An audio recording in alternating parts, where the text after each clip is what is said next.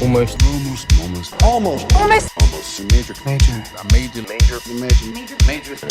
Holy fucking shit, this is major!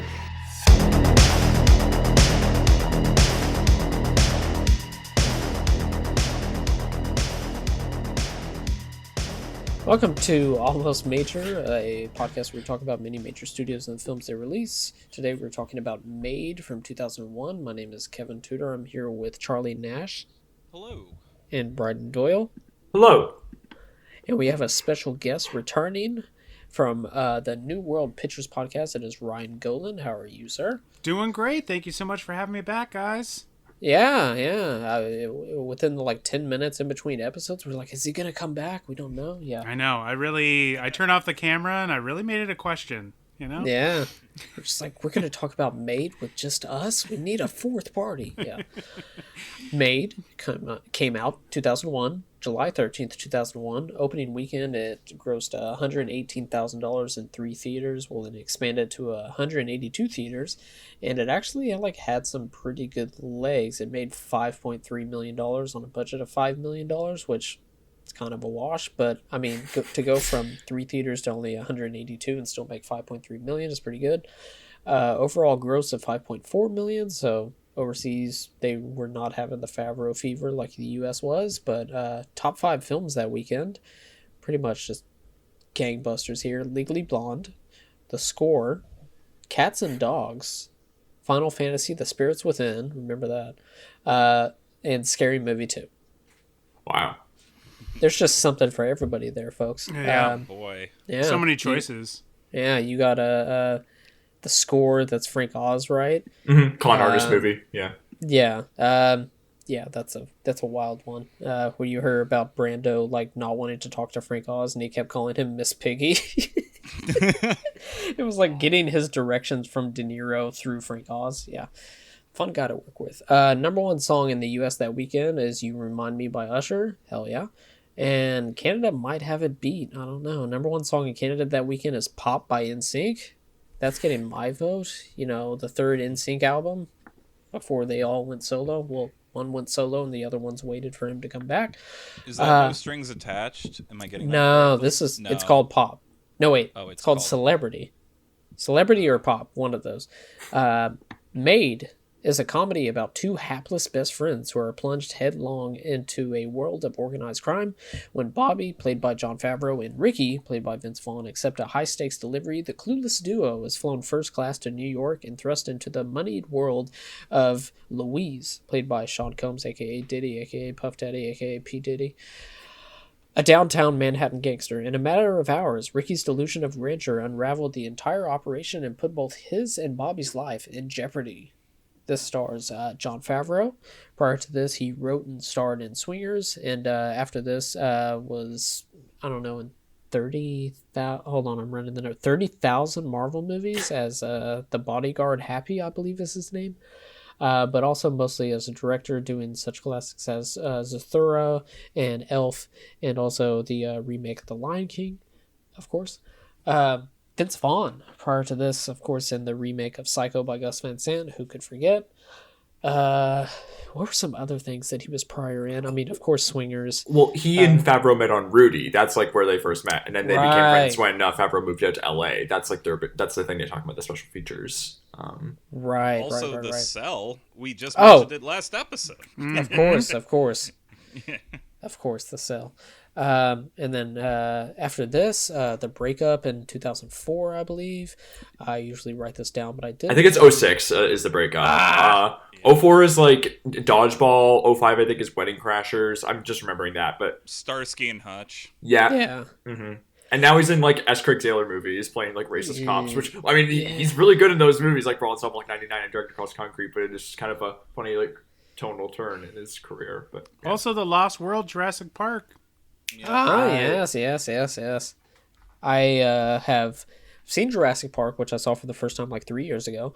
Wow. I did see Jurassic Park 3 when it came out without seeing the first or the second one, so I'm... You don't need it. You don't need it. That's a great entry point. Yeah. So I haven't seen the second one still. Haven't seen any of the Jurassic Worlds because I don't care about dinosaurs. But yeah, I've seen 1 and 3. Yeah. Sean Combs plays Louise.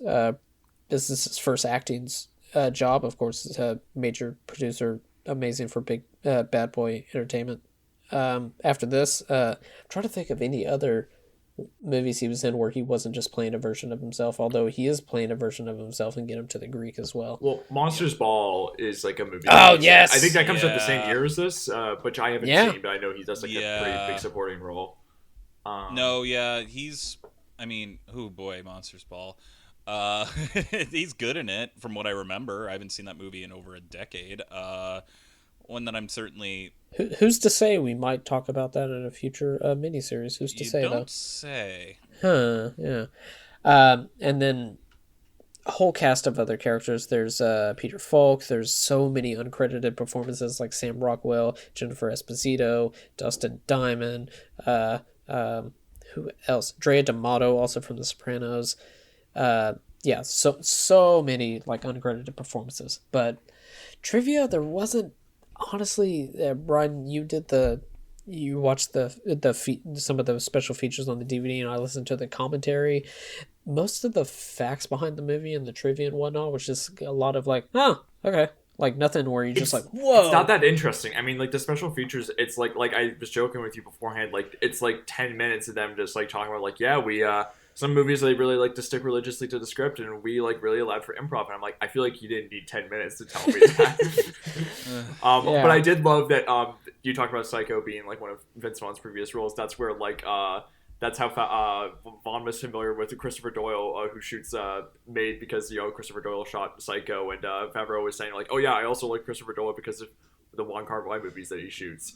But they're very vague with talking about like, oh yeah, we got Christopher Doyle to do a bunch of research for like the shots he was doing, and I'm like, what kind of research is it? Like they show this over like shots of him like posing with the penguins and everything, and I'm like thinking like, well, I'd love to know what kind of research you were doing for these shots, but like that's not very specific that you're telling me.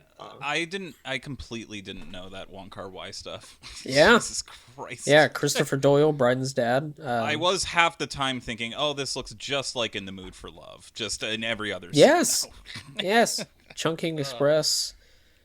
Made. Fallen Angels, What's Happy the difference? Together. Yeah. Oh, and Made. Yeah. Yeah. All belong in the same category. He just looks at his filmography and he's just like, wow, what the fuck is that? Made in 2001. I forgot I did that. But yeah, like the commentary, it wasn't boring, but they weren't really, it wasn't anything revelatory that came out of it other than like that one scene where they get the instructions to go wait for them and whatnot. They were just like, okay, we're just going to let the scene play and count how many times we say fuck. And I was like, these guys are so fucking cool, dude. They were just like, oh my God, we're going to count all of them because we really improv'd in this scene. I was like, cool. And also in the commentary, I did not know that Peter Billingsley was a producer on this, fucking Ralphie from A Christmas Story. And like, they just like pulled to him sometimes. And Vince Vaughn just recurrently just keeps calling him Ralphie. I'm like, I'm sure that guy's very happy about that. But yeah. He's good friends with those guys. Yeah, they met in LA early on, so he's produced a lot of the stuff that they've done together, and I think he was even in a movie with them, wasn't he? In like Couples Retreat. Yeah, I think he direct Couples Retreat, if I'm not mistaken. Peter. Yeah, Billingsley. Exactly. Yeah. Oh my God. He's also in The Breakup, but I think Billingsley and Vaughn. Oh, that's right. Billingsley and Vaughn also first met because they were in like an after-school special where Billingsley played a kid who was addicted to steroids. I think they talk about that in the special features. Yeah, and Billingsley also plays like a role like in Iron Man that comes back later. Right. Like Spider-Man Homecoming, or no, Spider-Man Far From Home. Exactly. Yes. So yeah. Any involvement in Cowboys and Aliens, the much beloved classic Cowboys and Aliens? He probably was a producer on it. He may have been. Yeah.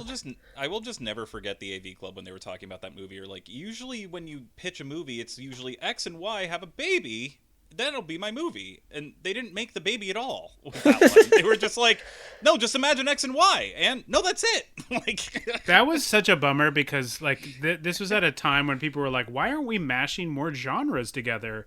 So I had so much high hopes for it because I kind of love genre mashups, but it just they don't get pulled off very well and very often. And I was really hoping this would be the one, and it wasn't. I don't want to ruin it for anyone, but this wasn't it.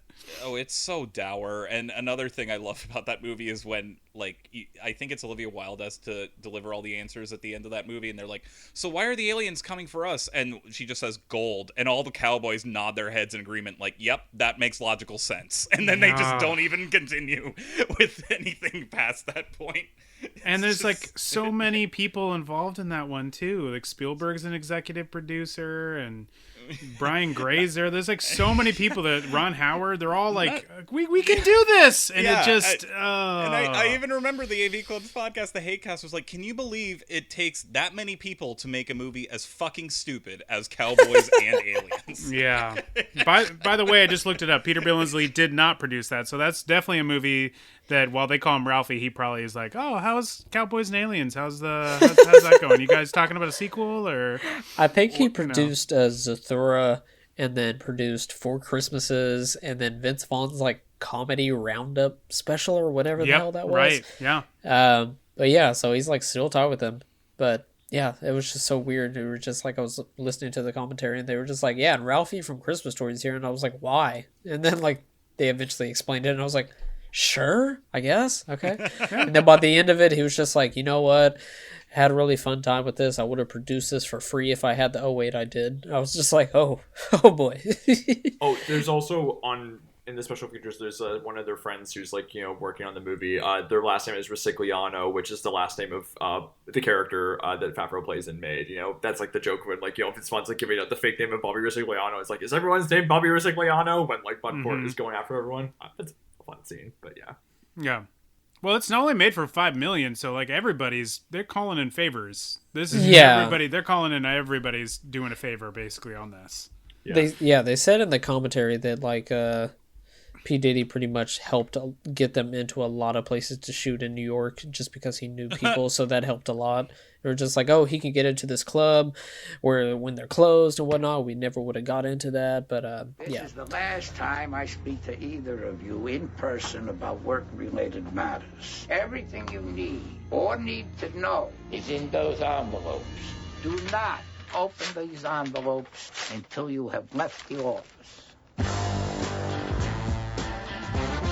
I started opening it before I heard the rest. Do you mind if I borrow a piece of tape?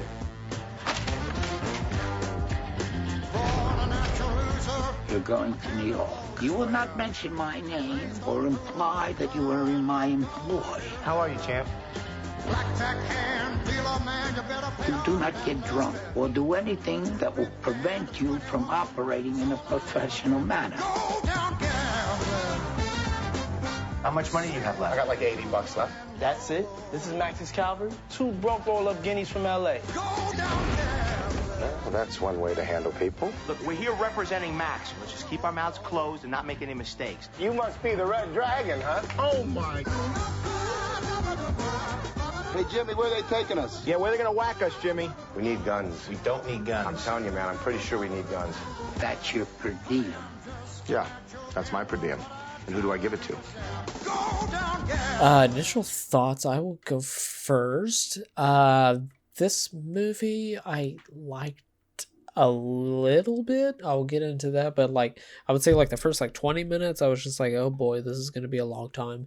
And then once they get into New York, I start to really like it because I'm a big fan of, well, we talked about this in the Roger Dodger pod, but I'm just a big fan of just people, night on the town, don't know what's going to go on, stuff like that.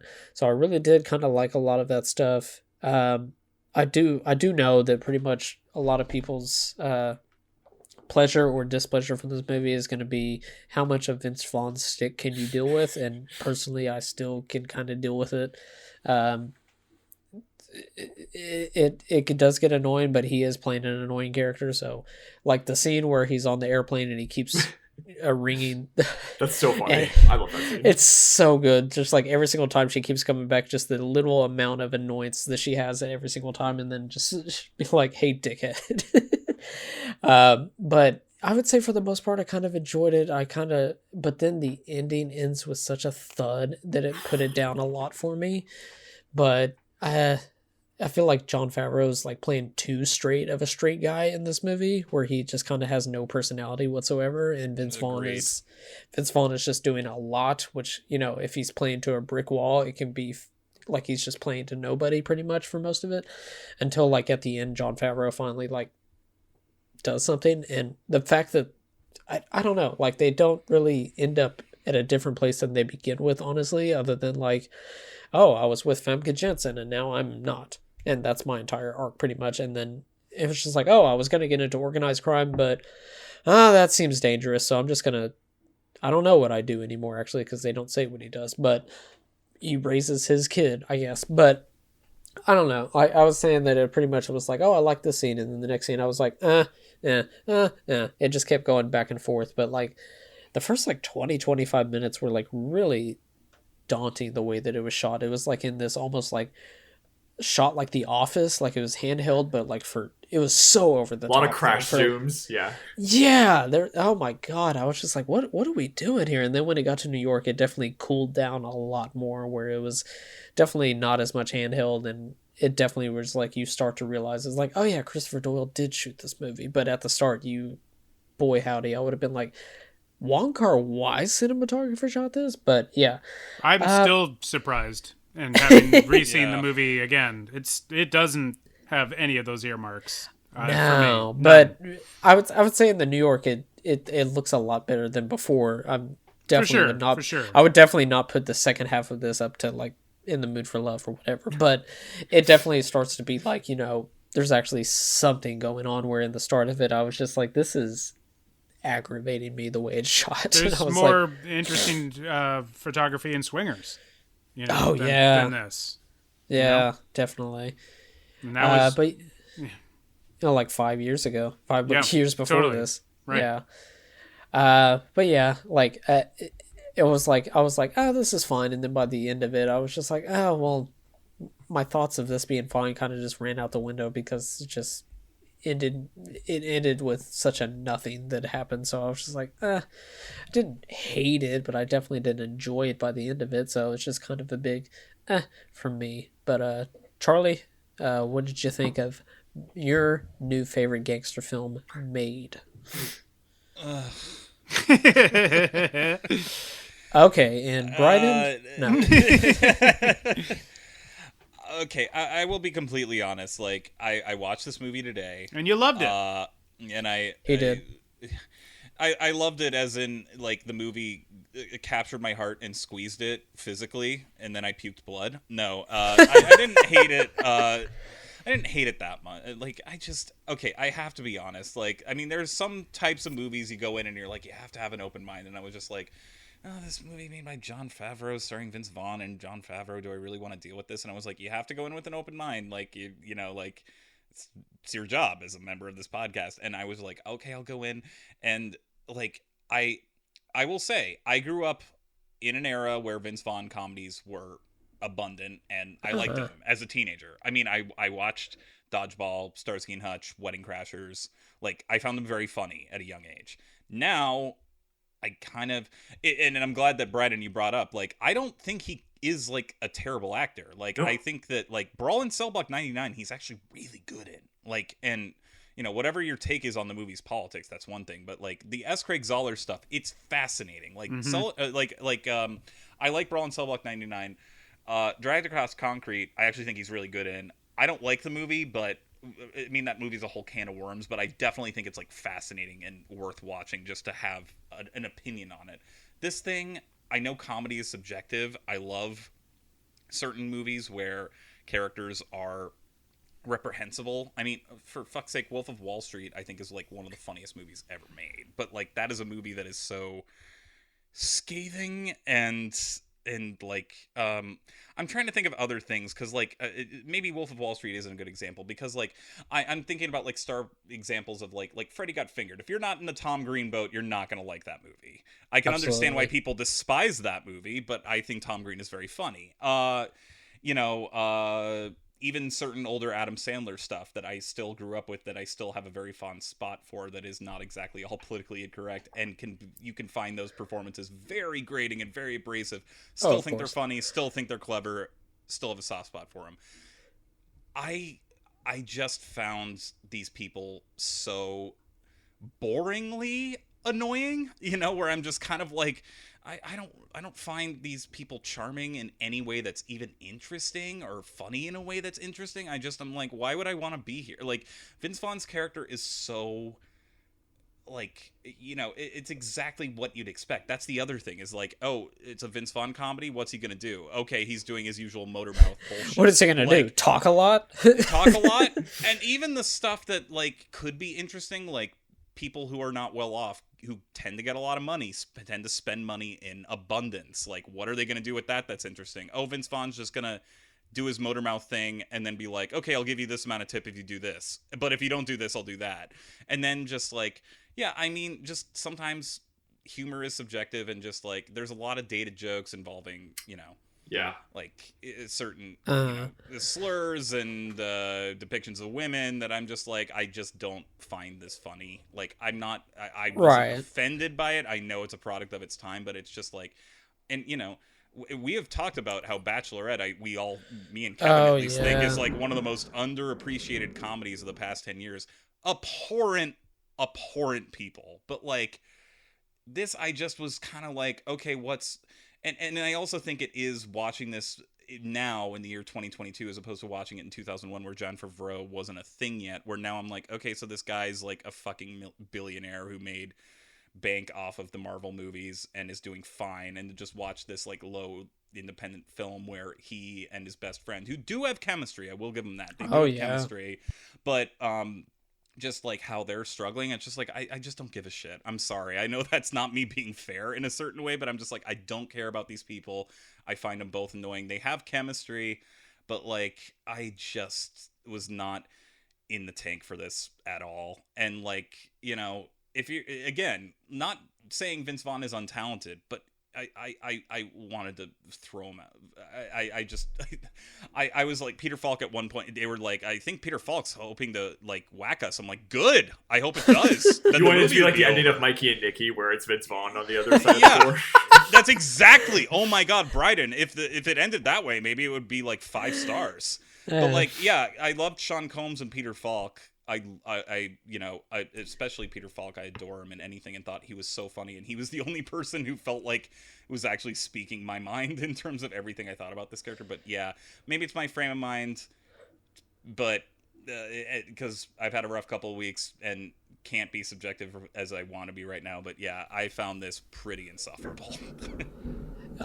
Real quick, I forgot to mention that he was in Freaky in 2020. Vince Vaughn, he's really fucking good. That's a really good performance. Yeah. Really good. Didn't see it. Really I don't want to write off Vince Vaughn as a performer either. I just found the writing and too. I just forgot to bring that up, and he's really fun in there. And Freaky's really fun. It's a really fun one. Yeah. Peter Falk also had a wild 2001. He had this and Corky Romano, so that's just nothing but hits, honestly. Yeah. Ryan, initial thoughts? On the gravestone for him. Star of Corky Romano. So this movie is really, like, you can't think about this movie, at least I can't, without thinking about Swingers. That's the movie where they really both got their start. I know that it seems like Favreau got a start in PCU, but, which is great. It's certainly worth a watch if you haven't seen it. Back when Jeremy Piven was not insufferable, but I also just want to lay my cards out on the table. Sorry to interrupt. I have not seen Swingers, so that is another reason why maybe this didn't click with me at all. That was a big, obviously a cultural moment, and so, but then the two guys go off on their separate careers, and really, Vince Vaughn does more. Obviously, he did the Jurassic Park sequel. He does Psycho, which was a big, at least at the time, it was like, oh my gosh, they're going to redo Psycho. This is a big deal. And of course, we all know what the result was. But the fact is that he had more high profile than Favreau in terms of being an actor. Favreau does a bunch of things after Swingers as an actor that sort of lead us into this movie. He also did Very Bad Things, which if you haven't seen that, that's really like that's kind of a brutal but pretty decent film, but pretty rough. Again, Jeremy Piven. He plays Rocky Marciano. That's why we have a boxing scene. He does Love and Sex. Yeah. That's how he meets Famke Janssen. He also does The Replacements, and that's how we get Faison Love. And he calls in all these favors for them to do a $5 million movie because he wants to become a director. And how he goes from this as a director of this to Elf is just Still an trying to figure it out. unbelievable leapfrog and incredible. And I don't know how this leads to that, especially when the movie we talked before, which by the way are both directorial debuts, but how Christopher McQuarrie didn't get a directing job for like 10 years. And Favreau makes this and then immediately gets into Elf. Crazy. But people just loved him, I guess. I don't know. Maybe the success of Daredevil earlier on in 2003 was a result of that. No, well, he was already into. He'd already been making Elf. He'd already done that. Sure. It was a very bad joke. Oh, but also he's great in Daredevil. He's probably the best cast. Interesting that he goes from playing Rocky Marciano and then years later he's playing Foggy Nelson in Daredevil, and it looks perfect. So sort of he's just his constant weight fluctuation. But he's great in that. There's not a lot of great things in Daredevil, but he's great in it. But it's an interesting ride that they're on. Made, however, they're doing something. It's interesting. They're doing something that's off because, as you were saying, why is Favreau in this? And he's in it because he has to be, because they only got $5 million. They can't cast somebody else. But you notice the next couple movies he directs, he's not in. It makes good sense because he's just kind of a blank slate here, and he's not super interesting, and he's cracking up. You can see him visibly break constantly because of what Vince Vaughn is doing. Yeah. Bryden, did you...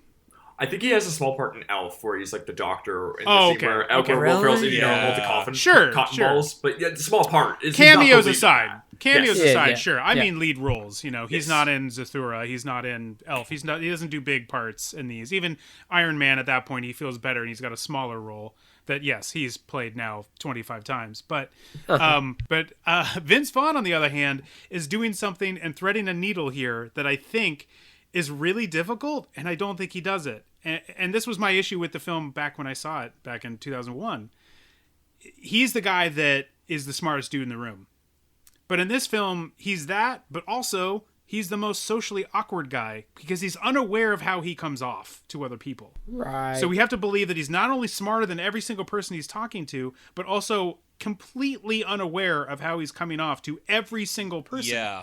And that is just a really difficult choice to make happen.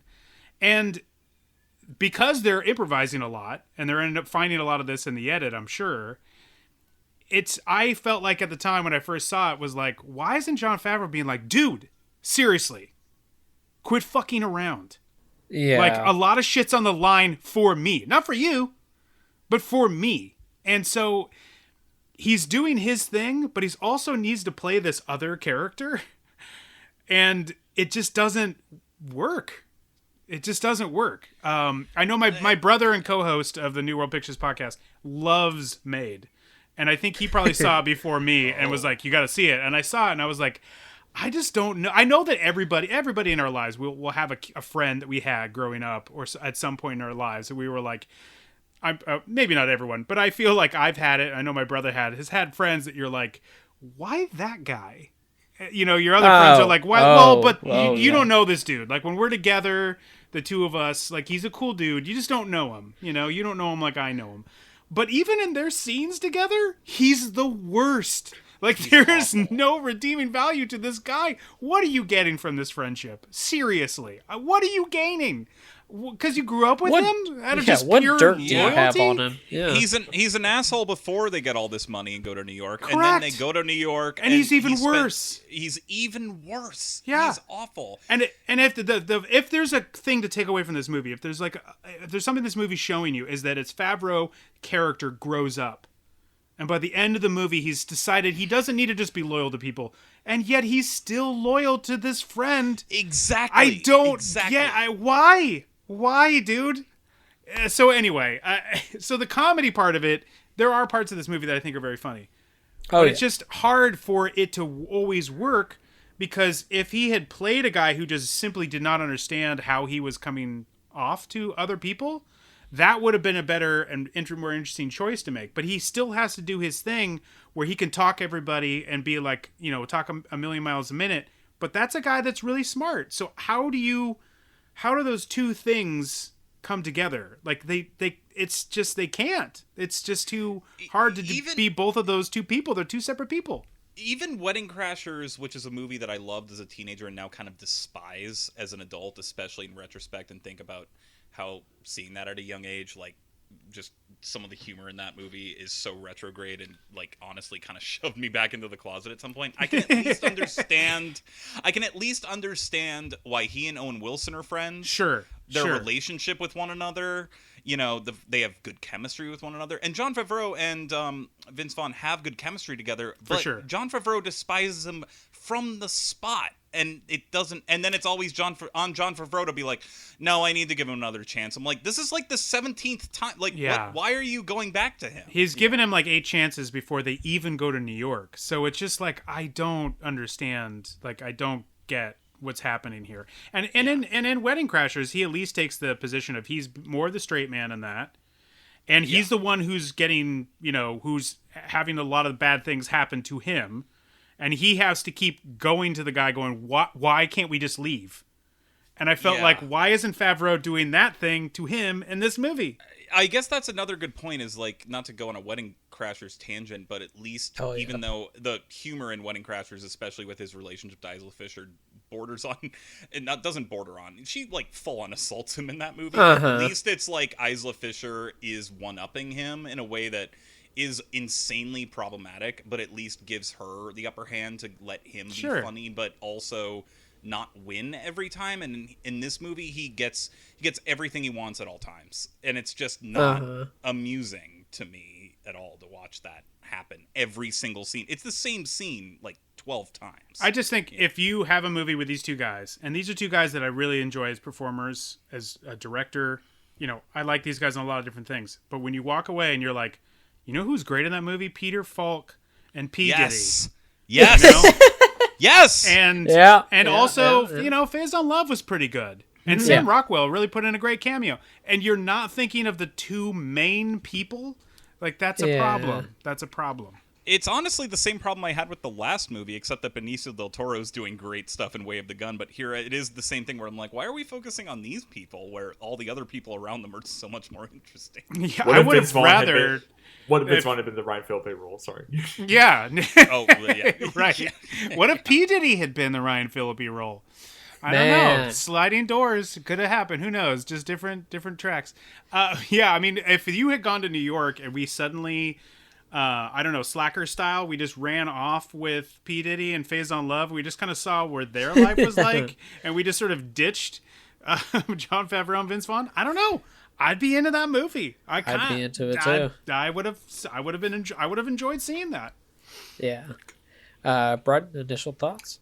Yes. So I had seen this movie weirdly. I saw this movie like almost 10 years ago because I have it on DVD from like some secondhand store. Is this part of Bryden's basement collection? It was part of our cottage DVD collection, actually. Oh, man. Yeah, I remember watching this at my parents' cottage with what a cottage movie. This is such a cottage movie. Yeah, and like I remember like watching it with my brothers and like they were laughing throughout, but then like the moment it was over, they were like, that was terrible. It was a bad movie. And I was like, you're lying.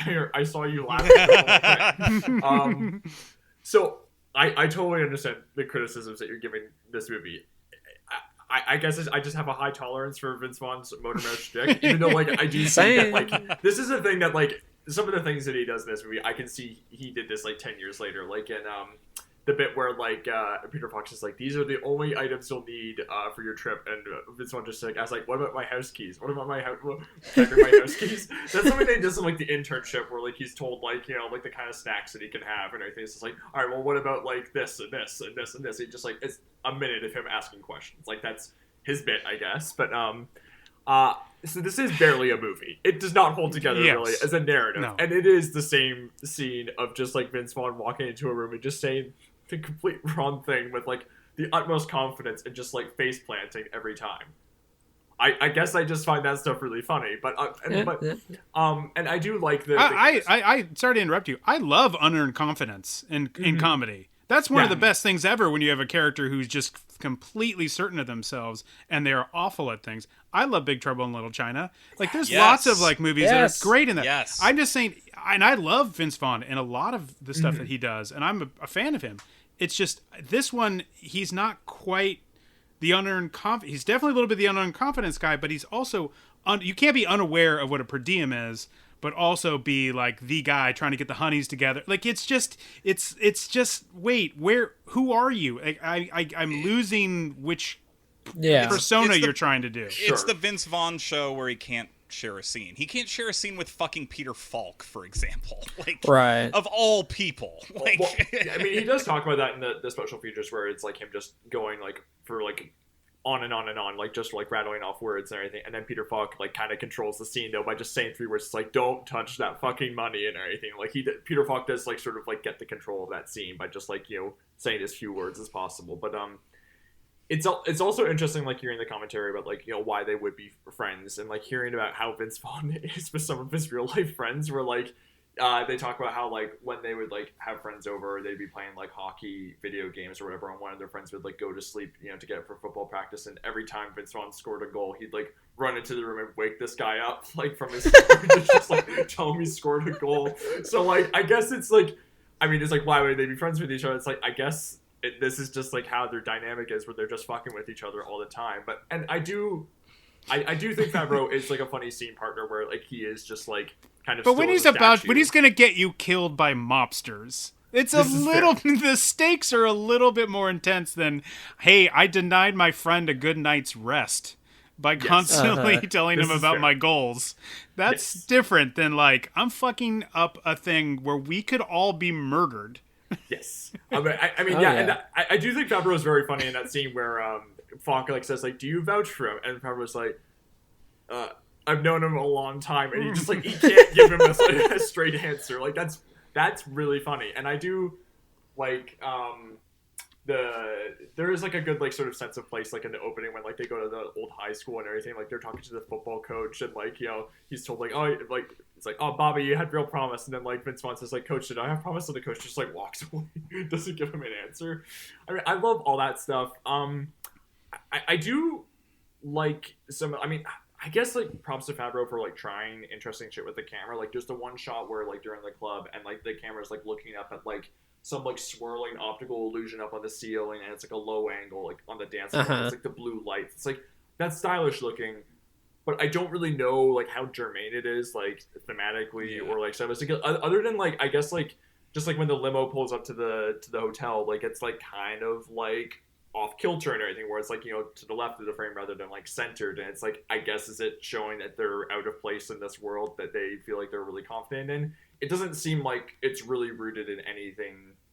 A lot of the camera, stylistic camera work, when there is that, it's like it's striking when it happens, but I'm also wondering, are you just like kind of just fucking around with the camera rather than like doing anything with any kind of intentionality? And I do think the ending is like a real dud with the Famke Janssen character, where it's bad. Oh my God. Where I feel like it really kind of like just paints he was her as broken-hearted, guys. She cheated on him with Jonathan Silverman. Yeah, and it's really unfair too, like, because her character, like, you know, like shaming her for her line of work, and then also like making her just seem like, you know, a bad mother and everything. Of course, like, she cheated on me because she does this. Yeah. And then and like kind of just out of nowhere, when like she is like just like she is like trying to make a good thing. Like she talks about how she wants to have like a good life for her kid, although she does call her kid a little shit at one point.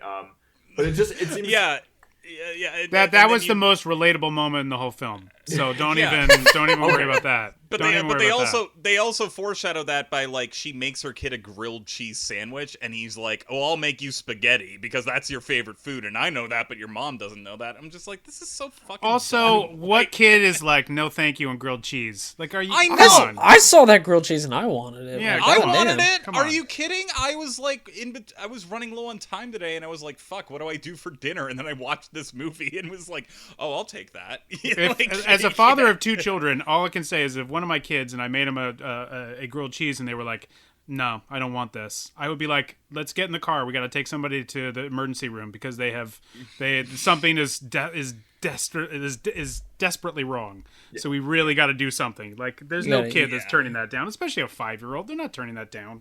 Yeah. Also, and then also Jon Favreau guilts the little girl for being like, now daddy has to eat a grilled cheese sandwich because there's only spaghetti enough for one. I was just like, I don't like any of you people. I think like, fuck off. I think he's being facetious with the kid in that moment to give it like maybe know. a little bit of generosity. And I sure. do think, and Favreau's But like, this is- and it made me think of Chef too, like with the other movie, a movie I liked at the time, but like where Favreau is like kind of Chef. good. It's yeah, fine. Favreau's pretty good with kids. I Yeah. feel like when he's like Yeah. acting opposite them, like the chemistry he has with the kid, even though it's only a couple of scenes, is like pretty lived in. I think, but Yeah, it it's is good. the context of like where that relationship goes with the mother is just like so deeply shitty. And there is like a weird kind of, I mean, with like the retrograde homophobia too, which like that doesn't really seem like it's commenting on it or subverting anything with like Right. it seems like it's feeding Yeah. into it. And It's but there's also full like, on homophobic. yeah, and Sorry. there's also like a weird race angle too, where like there's like a lot of racial slurs thrown out. I mean, like the thing too that really like threw me was like when Faze in Love, I think it's Faze in Love who shows up at the door to like drive Famke Janssen to Yeah, her gig, yeah, and yeah. then like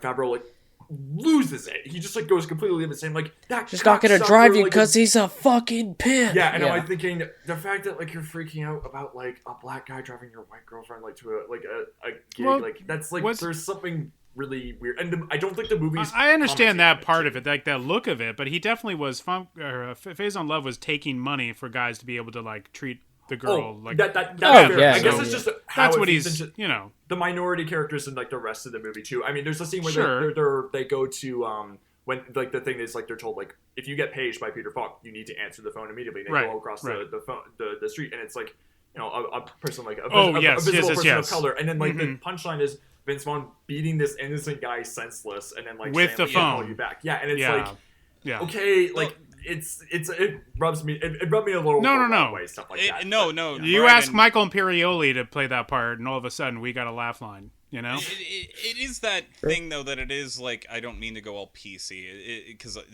because funny's funny and I like offensive shit all the time that I like jokes in movies that I can't defend and maybe it's just my mood right now, but it is such white heteronormative frat boy humor that I just was not in the mood for when I watched Right. this movie. Yeah. Like all of that, like yeah, he's a pimp, and the fact that he's getting annoyed with Sean Combs and all the people of color who are around him, where I'm just like, they fucking probably hustle so much harder than these people do who just get brought into this situation. They're just like, and it's just like, and then the women who have to like, I don't want my kid to be dealing with a mother who has to grind dick for like, a living. And it's just kind of like, she's doing her best, dude. Like, shut up. Like, it is that thing. And then he has to be like the one who was like, oh no, he was acting totally inappropriate to Famke Janssen at the beginning of the bachelor party. Like, we haven't even gotten into the There's plot yet. oh my Like, god, there's but- that crash. There's that zoom whenever she's like entertaining somebody and it just goes zoom right on Jon Favreau and he goes beats the guy up and whatnot. I was like, oh, okay, come on. And it's kind of justified as if he's in the right. Like, Oh, I feel yeah. like the movie frames it as if, like, that character is justified in doing that because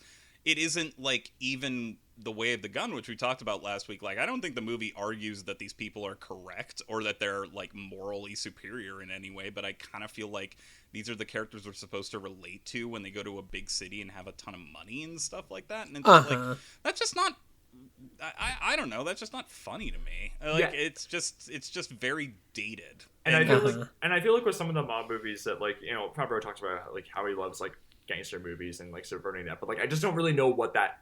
And I it's believable that these guys like these white guys of this generation would probably have these attitudes, but like I don't know what the movie's saying about it other than it just being kind of there. That's exactly it. Yeah. No, I'm sorry. I cut And you also off, Brian. because this is a comedy, like there's moments in comedies where where the lead characters have fucked up the situation so bad that you're wondering how are they going to put this back together. This movie doesn't have that moment. No. And so, in fact, if there is a moment like that, it is actually the moment where Vince Vaughn's character gets a slight redemption for eventually getting a hold of a gun at some point, but the gun's actually a starter pistol. So he has like Very a funny. slight redemption where he's like, oh, but... So he has to keep doing it because Gotti's been talking about it forever, but also it's kind of dumb. And then but it's like, how could you not have them screw up in a way and then just have to have them talk their way out of it, which of course Vince Vaughn would do. and maybe somehow pull it off. That's another moment of redemption that also makes a lot of sense within the movie. I don't want to retroactively try to like remake the movie. I'm just saying like it doesn't have those kind of comedic things where it's like, are you subverting anything? What you're subverting is like a comedy, because comedies usually at least have these kinds of moments. We're prepared for them and we're expecting them, right? But they didn't. I don't know if it's budgetary. I don't know if they just never thought of it. They just thought it'd be good enough for them to improvise and like goof off in front of Peter Falk and everybody. That would be good enough. I don't know. Yeah. But... one thing that we were talking about with Vince Vaughn and P. Diddy's talks and whatnot. I do like how when Vince Vaughn tries to talk in ways that he would understand and whatnot, he was just like, I don't know, we should be able to do the go do the drop and be strapped. And P. Diddy's like, be strapped? He was like, the last person I want with a gun is you. And then like also after he talks to the guy and he's like, oh, you're the Red Dragon or whatnot, and they get back in the limo, he was like, what the fuck are you doing? He was like, I'm sorry, I didn't mean to diss you. And he was like, diss what? Like, it's like P. Diddy sees right through it, and P. Diddy's saying all the things that Jon Favreau should have said Wants as well, to say. like, and didn't say. And the only time he would fight back is literally when they would fight back at each other, and they would just kind of fight like two little kids. And they kept thinking that is really that's the comedy, when you turn around and they both are all beat up. Funny stuff, right? Yeah. There's literally a shot where they get in a fight, and the next shot is them just close up on their two faces, and their faces are all beat up, and they're trying to talk through another situation. That's the punchline. Look at these guys they can't help themselves. They beat themselves up. Hey, these two guys, right? Yeah, it's like also in the limo, like when Favreau was like mad at him, but he's just, if Vince Vaughn is just like, oh, I'm gonna go back inside because I can get back inside because they know that I'm with Louise and whatnot. He's just, and Favreau, instead of like being mad at him, he's like, fine, you can just go, that's fine. Well, he wants to go home and he's gonna make the responsible decision, but then he gets sucked back in and he decides to go stay at the club, and like there's like the whole party montage with like where they hook up with Dre D'Amadio and Jennifer Esposito, which that might be interesting if the movie was about like Favreau priding himself as like the more rational of the two friends, but then he's just susceptible to temptation and like sort of like, I know, and then afterwards he goes back into it. He's just like, what we did was stupid, man. You shouldn't have done that. It's just like, you also are not unable to get it wrapped up in this, but you just want Vince Vaughn to continue being That was an odd moment too, because she like they do seem like they're into each other, and then Jennifer Esposito's like grabbing her clothes and like, we gotta go. Like what happened? She said something about she's scared of baths. Yeah, I had to rewind it because it's like a lot of people talking over each other when they say this scene. It's like, we used to take baths with each other, and I'm thinking, oh, is this like some sort of like abuse, like trauma, like no? Thing? Well, like, during the commentary, Favreau said that he made Jennifer Esposito's character kind of like his character in Swingers, where he's been trying to get over somebody the entire movie, and her saying that is like about her ex or whatnot. So when that happens, that does not play. No, I didn't get that in the joke either. No. Like I was like, in fact, it starts feeling like, what the hell did he do to her in the bathtub? Right. And it's like not cute. It's like, what's wrong with you? What are you doing? Are you? I mean, did you just assault her in the bathtub? What's happening? Like it's tonally, it felt like almost a complete shift, and it could have been a great setup for a joke, but it doesn't happen. Yeah.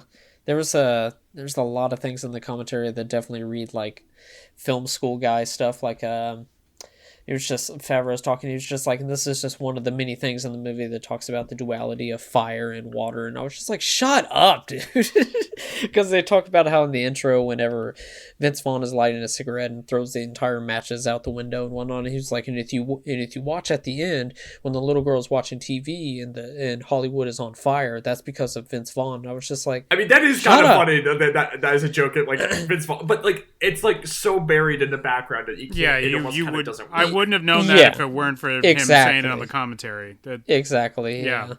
Let's go through the plot real quick. There's not much. It's not as much as Way of the Gun, but Bobby has ties to the local mafia boss Max, but works as an honest mason for Max's construction projects. He fights in amateur boxing matches on the side, but his career is lackluster. 5 wins, 5 losses, and 1 draw. I feel like they really just made them boxers to have a cool credit sequence, and that's it. I really they never thought talk this- about it again. I thought this movie was going to be about boxers. I really It's did. Yeah, and it's really not. I mean, this they're is kind of 'cause- like doing whatever they. Sorry, Ryan. Go ahead, please. Yeah. Nope. I was just gonna say, I guess like they're just kind of floating from like profession to profession to try to make ends meet, and that's like one of the things that they're trying and kind of failing at. Like they do construction, they do like odd jobs for like mob people, they do and boxing and other things and driving and all that. So, To me, it's a very Favreau thing, because to play Rocky Marciano in the movie Rocky Marciano, he like did a lot of boxing and learned how to box and did all that. So he's carrying that into another film. It's like Chef when Right. he's like, I'm going to learn how to really cook and be a chef, and I'm going to make a movie. Like he gets really passionate about doing that kind of work, and then brings in this movie. But it does feel like, wait, are we watching a guy who can't get his boxing career off the ground movie, or are we seeing? I mean, what movie are we seeing? It does. Right. Yeah. It also made me think of there's an episode. I think he had like Favreau had a recurring arc on Friends where he dates Courtney Cox, and I think he tries to become a professional boxer too, but he just gets like the shit beaten out of him like every time he goes in the ring. So that's kind of funny that like boxing does run throughout his career, I guess. Yeah. Yeah, and I guess we should talk about how when he guest stars on The Sopranos as Jon Favreau to try to help Christopher out with his script, which is called Made Men. Wow. So there's a reason that all the Sopranos people are in there. So he was probably just like, hey, you were on The Sopranos with me. Can you come in for like a day or two and whatnot? Wow. But yeah, with the boxing thing also, that kind of ties in with all the favors he's doing. It's like, well, I learned how to do that, so that won't take long and it probably won't cost much money because I know how to do it and stuff like that. So very resourceful, Sure, but totally. I was hoping for more boxing of it all because it's in the fucking plot description. If anything, they should be... the plot description should say that they're construction workers, not boxers, because I feel like that gets more with the Bud Court cameo and all of that stuff. That gets more airplay than the boxing. I'm sorry to bring this up, but what construction workers are being ordered around by a clearly gay, the queer-coded man with a whip? Like, I was just like, I don't know. Peter Falk, is hiring eccentric people, but they're pretty much just hiring to pretend that they do construction because he's paying them on the side or something like that. You reminded me of I really wanted Bud Court to come back. I mean, come on. You can't get another day out of him. He can't come back on Wednesday. Yeah. But he wasn't even really allowed to be funny. I don't even mind if the movie's homophobic as long as it allows him to... Well, I do care if the movie's homophobic, obviously, but I just, he wasn't even allowed to be funny. Like, he was just kind of, meant to be pushing these people around, and I'm kind of what universe does this movie take place in? Not like I expected it to be in reality, just but I don't even know what tone we're in here. It's just bizarre, But I do like, the Bud Court characterization is definitely problematic. But, I will say, I do think the movie struggles with, when to find the right button to end a scene with Vince Vaughn's motor mouth shtick. But I do think they find a good one in that scene where he's, saying, I can't take a break. I can't work like this. I have to take a break. I'll be back in 20 minutes. And then, he just walks off, and that's, the cut on the scene. I'm like, that's a good, way of just showing how this guy's, so lazy. That's, a perfect punchline. Other times it drags out a little bit. I guess my thing with that, and not to be the gay person to be like, bleh, but, they do kind of end Bud Court's, exit with, oh, the F word is here again. And it's not like I was... I grew up in the mid-2000s and late 90s. I'm not offended by that word. I'm not trying to be like the how dare they. I'm just saying that kind of disheartening. Well, you were talking about that, and I was trying to remember this when you were talking about it earlier, but in the commentary they were talking about how they wrote this to be a very Vince Vaughn and Favreau have a very homoerotic relationship and whatnot, and I was just like, I don't really see that in the movie. See that at all. And then they were just like, and by the end of it, they're a domestic living couple that are pretty much, together and whatnot and raise a child. But I was just like, if you want that, it didn't really, because they were just like, we also did that with Swingers as well. And I was just like, okay. Look, I just saw Michael Bay's Ambulance, which has queer-coded shit in it, and if Michael Bay can learn to deal with this shit, then they're, and I know that's a movie that was released 20 years after this one. I'm just saying, I can deal with there's homoeroticism in a ton of straight movies here. I just hate that they're playing that card, where I don't even see platonic love in it. Yeah. I see platonic love off screen, just not on screen. Right, and Favreau Yeah. also was also saying really quick. Sorry, Favreau was saying that he was it was Vince Vaughn. He was just like, and because they have the homoerotic thing, it's just that Vince Vaughn keeps saying the F word. Maybe it's because deep down he really is a gay man or something like that. I was just like, don't go for that fucking stupid fuck trope off with that bullshit. Yeah, I was Fuck like, off. yeah. But Ryan, sorry. No, I mean, again, this is like not unlike The Way of the Gun. We're seeing somebody manifest and learn their stock and trade, and both Vince Vaughn and Jon Favreau both improvised a whole lot. Both of them were in Chicago improvising and doing improv comedy. So this is them like, oh, we're improvise a lot, and we're gonna have a lot of different stuff, and then they would improvise stuff that probably felt funny at the time and in the moment, and then trying to construct it as a film. And I think he gets better.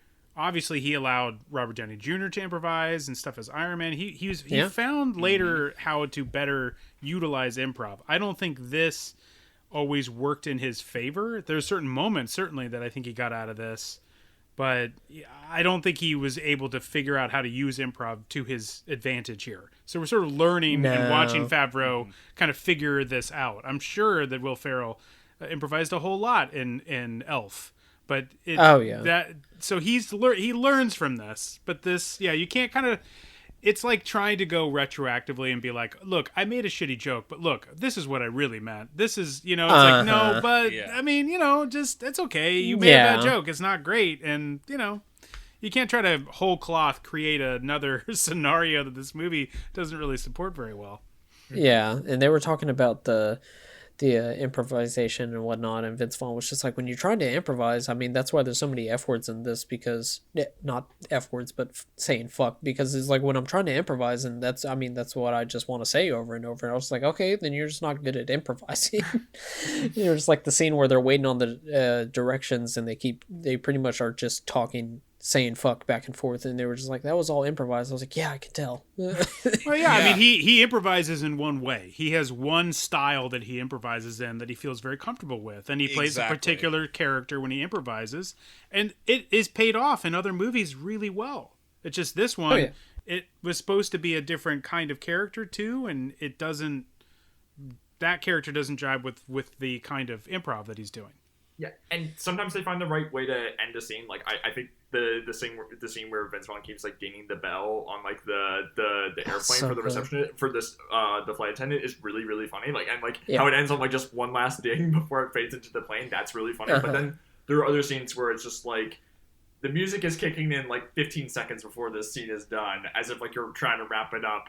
Like where like Vince Vaughn is like just doing some like patter, and like it's like you don't really have a way to end the scene, and it's just kind of jerks into the next scene. It's like, okay, like they run hot, and they sort of are like sloppy with like how they like know how to find like the right way to end the scene. You're right, and I think that because the best scenes in the movie are because we were also talking about when he runs into Sean Combs, the best scenes and the best way this plays is when he does have a character giving him the business. And being like, I'm not going to put up with you for this crap. Because Favreau will put up with it endlessly, it seems, until he wants to have like a little bit of a slap fight out in the street. But other than that, like he puts up with it endlessly. And the better comedy is when people are like, no, you're not going to talk to me like that. No, you idiot. You don't do that. That's when it plays better. Yes. Yeah. And again, like, just it wouldn't be as troublesome for me if there weren't other problematic elements that I just don't find funny. Like, I just didn't find this movie funny. Like, okay, like, where are we in the plot? I'm sorry to interrupt. Oh, I was about we're just at the start because we got sidetracked with the boxing, but I just want to get through that real quick. But struggling to support his stripper girlfriend Jessica and her daughter Chloe, Bobby decides to do a mafia job for Max. Against his better judgment, he brings along his ne'er-do-well friend Ricky. Bobby and Ricky go to New York to act as Max representations for a money laundering deal with his East Coast partner Louise. They meet Jimmy, who will be their driver, and Horace, who is connected to both Max and Louise. Ricky and Bobby squabble throughout the trip as Ricky tries to live large while Bobby tries to stay cautious and stick to the letter of Max's instructions. Louise has a low opinion of the pair but sends him off to show his criminal contact, the Welshman, a good time. Gaffing several times along the way, the pair eventually managed to arrange a deal between Louise and the Welshman's Westie contacts. Ricky grows suspicious of Louise and insists that they bring a gun to their meeting with the Westies. I'll stop right there because it didn't talk about the club scene, which has my favorite line from the entire movie, which is they're waiting to get in line. They say they're on the list. They say they're with Louise. The guy's not letting them in, who is Furio from Sopranos, of course. And then Dustin Diamond shows up and is able to get on the list. And then Vince Vaughn just waits for a minute. He's like, did he just let fucking Screech into the club? And killed me. It's so funny. Yeah, and like and the bouncer's like saying like, we're gonna like throw you out of the city if you do this. It's like, oh, you and Screech. Like, oh man, yeah. But Bobby adamantly refuses to bring a gun to the meeting and whatnot. On the day of the meeting, Ricky has disappeared, but Jimmy insists that Bobby carry on with the meeting. As Bobby begins to grow suspicious of Jimmy, he meets with the Welshman and the Westies. The Westies double-cross Bobby and the Welshman, but Ricky arrives with a side entrance with a gun, which is so funny. He's trying so hard to be like the tough, cool guy and whatnot, and he's just like, what the fuck did you say? And all of that, and then the guy notices it so well, because it's like right when I noticed it, he noticed it, and he reacts to it so well. And he's just like, you still have the wait, there's a red in the barrel. And he was just like, no, I have to do that because I'm smart. I'm a smart guy. Why would I not do that?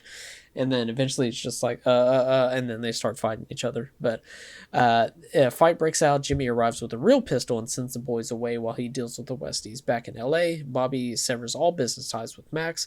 Arriving home, he discovers Jessica in bed with a client and snorting cocaine. Bobby tries to convince Jessica to clean up her act for Chloe's sake, but Jessie refuses. Instead, she asks that Bobby take custody of Chloe and leave. This is the wildest sentence of all time. In an epilogue set at a Chuck E. Cheese, we learn that Bobby and Ricky are now raising Chloe together, although the two friends still bicker constantly. The end. Isn't it fun when they bicker? It's not fun. It cuts out some key scenes, though. I mean, like... Well, yeah. I just wanted to run through it real quick. I mean, yeah, of course. The scene where Vincent Pastore comes in and like it seems like he's gonna like kill everyone in the bar and everything. Like it ends like on like him like in the long shot, like, you know, moving through the archway and exiting the frame is with like the gun. It feels like it's a pretty good shot, like compositionally and everything, but it feels kind of like a weird moment of like kind of implied darkness that I feel like the movie kind of hasn't earned, because like the movie's been like so lightweight up until this point, and like not really like having like a great sense of stakes. I feel like, I don't know, it just struck me kind of like Tony off, and also I think Favreau kind of blows the moment, because then like it like he leaves the frame and then it cuts to like the spaghetti western theme. Is like they're just sort of like, you know, gingerly walking back to the limousine. It's like okay, you kind of like didn't let us sit with the moment, even like with that out of left field thing. There's so many scenes like that. I mean, like They talk about in the commentary about how they were just like, well, Swingers was all fun, but on this one we really wanted to nail down that it's a drama and a comedy, and that's why we had to cut out a lot of scenes because they were just so funny and whatnot. I was just like, this is like all a comedy until that end. Yeah, I mean, I'm fine with it being a comedy. Like, that's totally okay. Like, I mean, yeah. It just certain scenes, like the scene where Jon Favreau and Vince Vaughn are like arguing in the back of the limo, and he's like, well, I'm gonna go out for the night. Okay, fine, well, I'm going home. I'll take the car. Okay, who cares? You can take the car. I don't give a shit.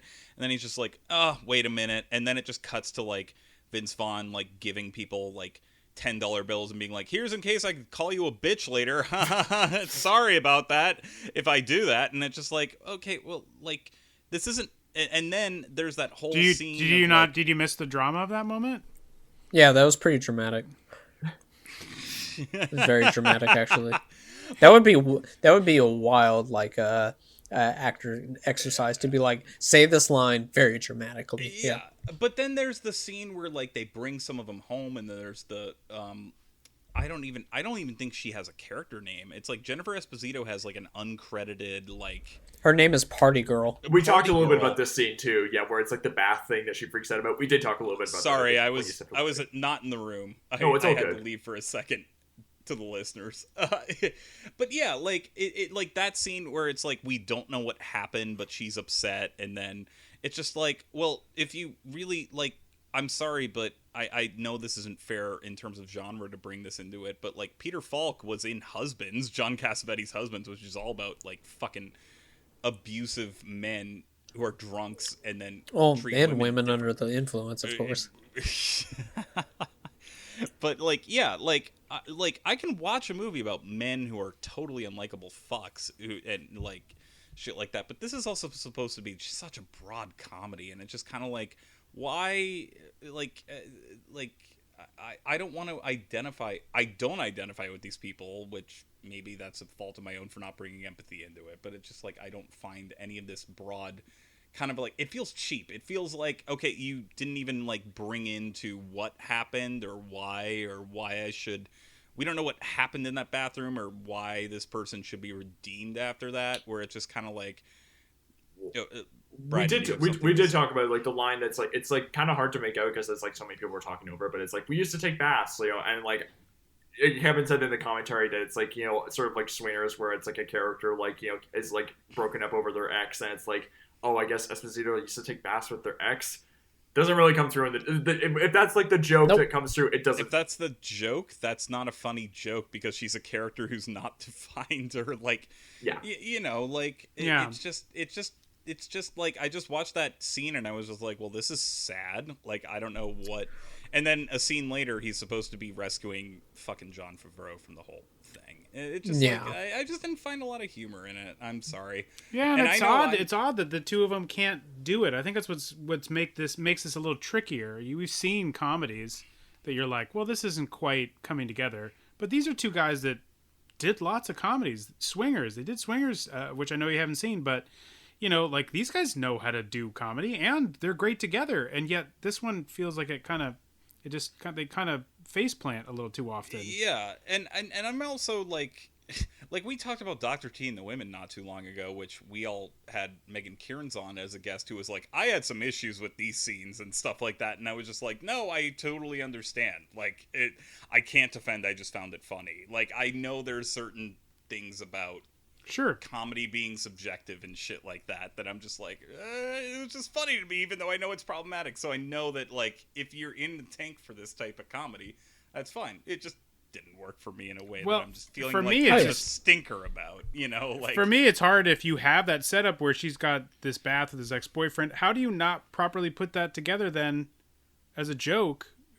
I mean, it's like when you know that you know how to put together a joke. You know how to improvise jokes. You know how to improvise and do good comedy, and yet you don't properly put that sequence together. It feels, that's where it's like, guys, what happened? It's just, that's where it gets like kind of frustrating just a little, because you're like, you guys know more than most people how to properly put that together, and yet you're not doing it, you know? And then on top of that, to have Vince Vaughn be a surrogate uncle to, like, that, I guess that's the thing, that the hypocrisy of this movie that is meant to be earnest at the end, which we've all talked about, how the ending of this movie is such a clunker, where it's like they can do cocaine and it's fine. They go back and they find Famke Janssen like doing cocaine, and the other thing that's like really dramatically clunky, she's just like, why don't you take her? And he's just like, okay. And it's like, it's very, no, she literally just goes, take her. I was like, wait, go. It's also established very early on that he's not a real father. Like, it's just just fucking weird. Like, or I'm just, and then like 6 months later, like, I literally thought the movie was over, and to be fair, it was like 90 seconds later. But like, I was just like, wait, there's another scene. They said in the commentary the real ending that they had in the script was they get into the car after he gets the girl and they drive off. But then through the editing, they were just like, kind of need to end it on something else. So that was a pickup shot as the very end of Chuck E. Cheese, was to put a button at the end of it, which didn't really need. It's just a shrug of a button. It's just like he tells Chuck E. Cheese to go out to the parking lot, and then the movie cuts the credits. It's like, that's not a good punchline to end on. Yeah. They said, let's go to Chuck E. Cheese and improvise. Yeah. And it was pretty like, much. Yeah, you didn't really pull that one off. Which is funny. I think they also had to do that in Swingers, too, where they had to have like an ending scene that they didn't initially have as the ending. To tack that on as well. How funny it is to, oh god, I didn't like this movie so much that my brain immediately went to, oh great, this person who's probably like vomiting in a fucking rat costume is now being told off by Vince Vaughn, who has all this money, like, go away. Like, I'm sure that's hilarious. Like, And again, that's not funny to just deconstruct comedy jokes that are so broad like this. Like, there's a bunch of movies that I could do the same thing for and just be like, who cares? But, like, I just didn't like this movie so much that I got into that fucking rat brain. Like, I don't know. It's just, Yeah. you I know. feel like if you would have ended it how it was originally written, it would have been a better combination of comedy and drama that they were trying to go for. But then at the end, they were still just like, we got to do the comedy. I don't know. Let's make fun of Chuck E. Cheese. We can do it.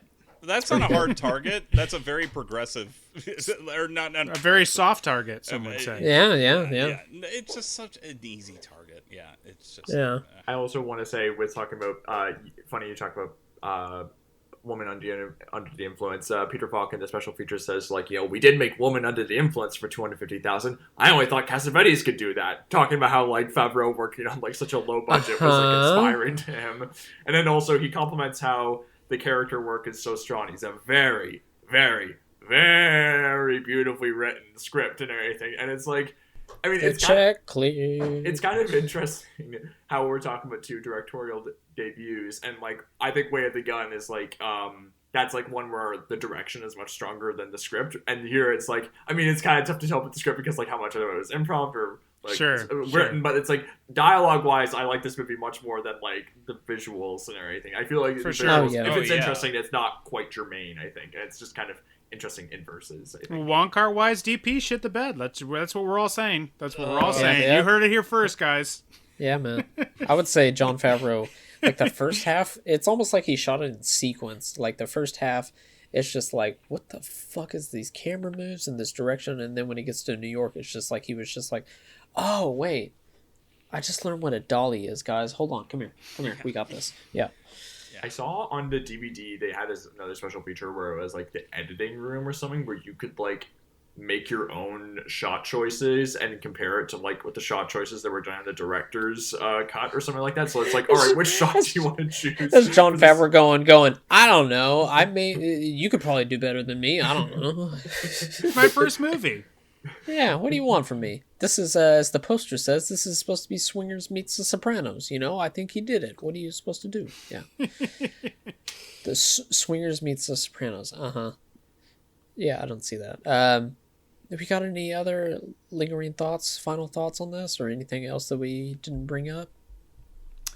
I just think it was a nice try. It's two guys that did go on to do better stuff, had done better stuff than this. It's a good try. There are funny moments in it for sure. It's just he learned a lot. It's like we got to watch two movies over 2 episodes where we really watched somebody learn how to be a director. That's what we've learned. We learned how they did it, and sometimes you got to fail a little bit at the job. Yeah. Yeah. You don't get to Lion King without Maid, folks. That's right. You gotta have a maid. You gotta have a maid in your CV in order to get in order to get all the way to remaking The Jungle Book. Oh, I forgot all about that. Wow. Yeah. Wow. Yep. Christopher Walken did what was the song that he did in Jungle Book? I forgot that movie existed. Oh, not God, Bare yes. Necessities, right? That's not the one, is it? No, that's not it. It's like this is great content. Me searching this on. I want to be like you. Research. I want to be like you. I think is the song. I want to be like you. Yeah. That's like the one song they keep in the movie. I think. It's like that and Bare Necessities. It's so weird how he's made these like. Well, I guess I didn't see Lion King. Is Lion King like more of a musical, but like just like them walking? Like that's I'm the wrong person to ask. Yeah. Good on that. But Walken's one of the few people with musical experience in that cast. Oh yeah, he did musicals and theater and stuff for a long time. Mm-hmm. So, and he was a dancer. I mean, he was in the Fat Boy Slim video. Absolutely, of course. That actually is a choice that sort of makes sense. Mm-hmm. The weapon of choice. Yeah. You know what you should take away from this episode, everyone? Go look up Christopher Walken if you haven't. Yeah, go see some Christopher Walken movies. Yeah. It's not like, bad. Wait, Maid isn't bad. It's not the worst. There's worse movies.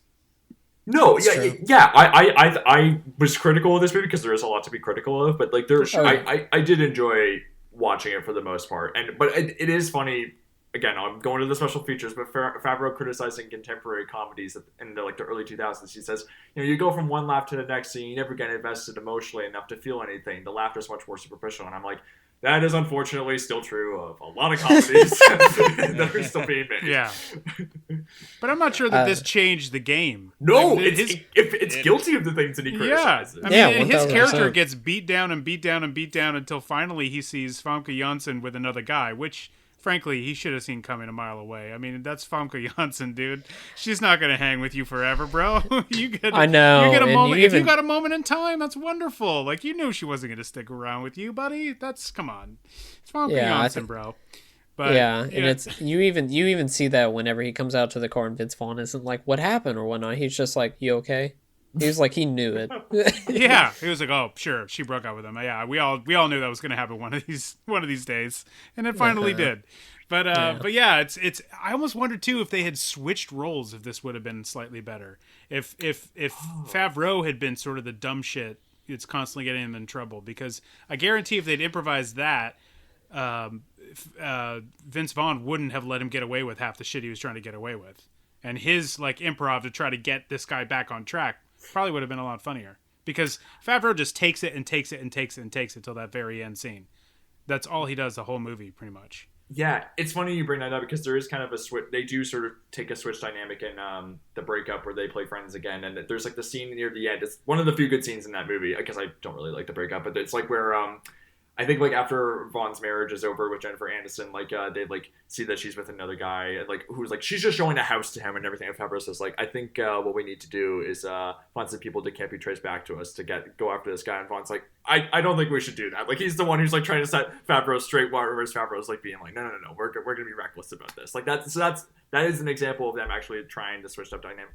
Yeah, they should try that more often. Yeah, they should have Mad Dog and gloried this shit, Oh, good pull. Yeah. Yeah. I just wanted the Penguins to murder everyone. I was just hoping they all had rockets strapped to their backs, Batman Returns style, and just commit mass homicide. But that's just me. Yeah, he tried to say, he said in the commentary, he's like, we had an outfit for Peter Falk that had a penguin on it, but he didn't go for it, and that was going to be, the metaphors about that. I was like, dude, stop it. I was like, stop trying to... Both him and Vince Vaughn in the commentaries are trying to put so much meaning and subtlety into it. It's just if you notice all of the horse paintings in Peter Falk's office, you can know that it's kind of like how they're Lone Ranger. And I was like, shut up, dude. Was there actually a deleted scene where you can see Oswald Cobblepot's Moses carriage just coming into the penguin carriage zoo as they're fighting, just a foretelling of what's to come. One thing. This is again just like the last bit of trivia. In the credits, they say the charcoal drawings are by Peter Falk himself, which is I thought that was kind of a cool little credit. But yeah, that's nice. Yeah. Yeah, it sounds like they just didn't know what kind of movie they were making, and it seems pretty clear from watching it that they didn't.